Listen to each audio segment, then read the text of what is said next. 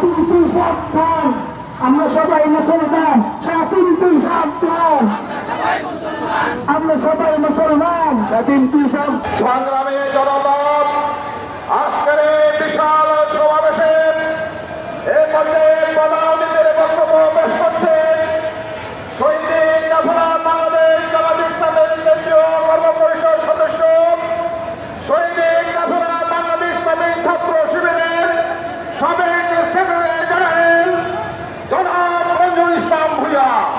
বক্তব্য রাখছেন জনাব নজরুল ইসলাম ভূঁইয়া।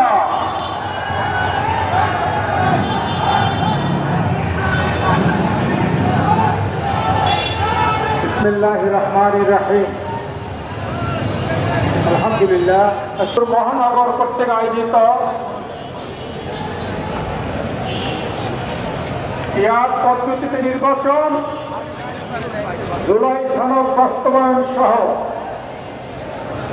কেন্দ্র ঘোষিত 5 দফা দাবি আদায়ের লক্ষ্যে আয়োজিত আজকের ঐতিহাসিক বিশাল জনসমুদ্রের প্রধান সভাপতি,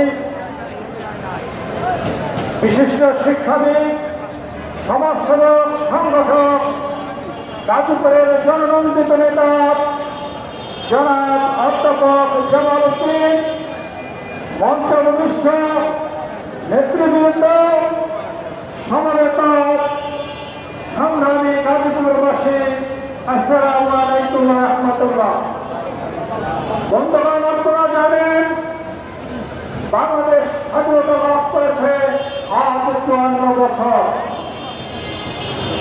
এই 54 বছর একটি দেশের স্বাধীনতার জন্য কম সময় নয়। আপনারা জানেন এর চেয়ে কম সময় পরে স্বাধীন হয়ে আজ সেই দেশগুলো বিশ্বের দরবারে মাথা উঁচু করে দাঁড়িয়ে আছে। কিন্তু দুর্ভাগ্যের বিষয়, বাংলাদেশ আজ ভিক্ষার দুটি হাতে নিয়ে দাঁড়াচ্ছে। এর কারণ